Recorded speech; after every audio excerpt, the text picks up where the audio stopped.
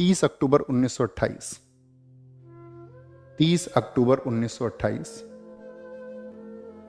Simon commission का लाहौर आगमन। Simon commission का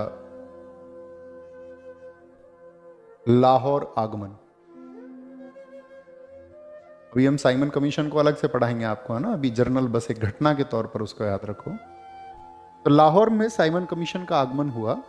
और साइमन कमीशन क्या था, ये संक्षेप में समझिए कि 1919 में कोई एक सुधार आए थे, मॉन्टेग्यू चेम्सफोर्ड सुधार, आप सब जानते हैं, जिससे भारतीय नाराज थे और उनकी समीक्षा की जाए, उनको रिव्यू किया जाए कि भाई ये भारतीयों के पक्ष में नहीं है। तो इसके लिए एक डेलीगेशन भेजा ब्रिटिश सरकार ने, लेकिन उसमें भारतीय भी होने चाहिए थे अगर भारतीयों से संबंधित किसी विषय वस्तु की जांच होनी है, लेकिन भारतीयों को उसमें शामिल नहीं किया गया।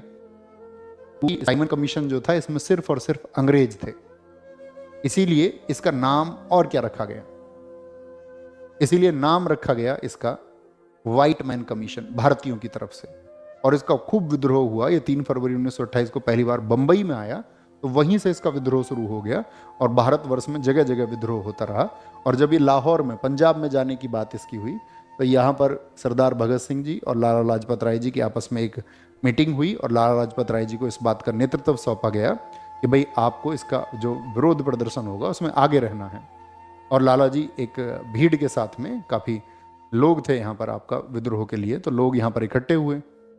और तो ब्रिटिश सरकार ने उनके लिए वही उसकी दमनकारी नीति थी। जब इन लोगों ने नारे लगाए go back Simon, go back Simon, उस भीड़ में सब लोग थे, भगत सिंह जी भी थे, लाला लाजपत राय जी भी थे, पंडित जवाहरलाल नेहरू भी उसी में थे, सब लोग थे। मतलब उस समय के ज़्यादातर क्रांतिकारी वो लाहौर पंजाब पहुंच चुके थे। तो ब्रिटिश सरकार ने क्या किया, वहां पर आपका लाठियों से प्रहार शुरू किया, क्योंकि उस समय पर आपका सुपरिटेंडेंट ऑफ पुलिस था स्कॉट। कौन था इस घटना में? जो पंजाब में एसपी था, सुपरिटेंडेंट ऑफ पुलिस, उसका नाम था स्कॉट। और जो असिस्टेंट सुपरिटेंडेंट ऑफ पुलिस, या जिसको डीएसपी भी कई बार लिखा गया, डिप्टी सुपरिटेंडेंट ऑफ पुलिस, वो था सैंडर्स। सैंडर्स, इसके आदेश पर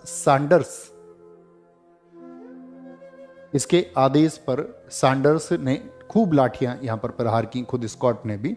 और लाला जी के सिर पर आपका बहुत गंभीर घाव आए, जिसके बाद में आप जानते हैं लाला लाजपत राय जी ने एक बात कही थी कि मेरे सिर पर लाठी का एक ही प्रहार अंग्रेजी साम्राज्यवाद के ताबूत की कील बन करके उभरेगा।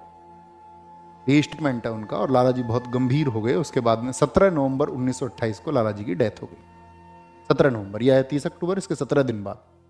बहुत मतलब ललकारा। रास बिहारी मैंने आपको बताए थे 1915 गदर आंदोलन के प्रमुख नेता रहे, उनकी पत्नी ने ललकारा था भारतीय युवाओं को, क्या इस भारत में कोई ऐसा युवा या भारत में ऐसा कोई उबलते जोश वाला व्यक्ति नहीं है जो लाला जी की मौत का बदला ले सके। खूब डिमांड उठी कि लाला जी की मौत का बदला होना चाहिए। और यहीं पर यह बात हुई कि लाला जी की मौत का बदला लिया जाएगा। और लाला जी की मौत का जब बदला लिया जाएगा तो उसके लिए दिन भी निर्धारित हुआ, लोग भी निर्धारित हुए, लोग भी इसके लिए निर्धारित हुए। और वो लोग कौन कौन थे, ये बात याद रख लेना। यहां पर आपका पहचान का जो काम दिया गया, पहचान का कार्य, अभी हम पत्र पढ़ेंगे बाद में बहुत सारे, है ना। पहचान का कार्य वो था आपका, किसको दिया गया था? जय गोपाल को। जय गोपाल, भाई तुम पहचान का कार्य करोगे। जय गोपाल। पहचानना किसको है? पहचान का कार्य दिया गया आपका स्कॉट को पहचानना है तुम्हें, स्कॉट को। दूसरा आपका जो चंद्रशेखर आजाद थे, इन्हें पूरे एक्शन की देखरेख करनी थी, क्योंकि लीडर यही थे। पूरे एक्शन की देखरेख वो किसने की? सैंडर्स हत्या में पूरे एक्शन की देखरेख किसने की? क्या बोलोगे? चंद्रशेखर आजाद जी थे। और राजगुरु, इनको भगत सिंह का साथी बनाया गया। क्या आप भगत सिंह के साथी रहेंगे? भगत सिंह के साथी रहेंगे, भगत सिंह के साथी रहेंगे इस एक्शन में, ठीक है। तो क्या हुआ, ये लोग पहुंच गए आपका वहां पुलिस डिवीजन पर। और पुलिस डिवीजन पर जब आपका बाहर निकल के आ रहा था, आपका स्कॉट को मारना था और जिम्मेदारी थी जयगोपाल के पास में, तो उन्होंने देखा, उन्होंने इशारा कर दिया, भाई इशारा कर देना जब आए। तो उन्होंने इशारा कर दिया। और इशारा करने के बाद में अब राजगुरु, इनके कैरेक्टर को थोड़ा समझिए।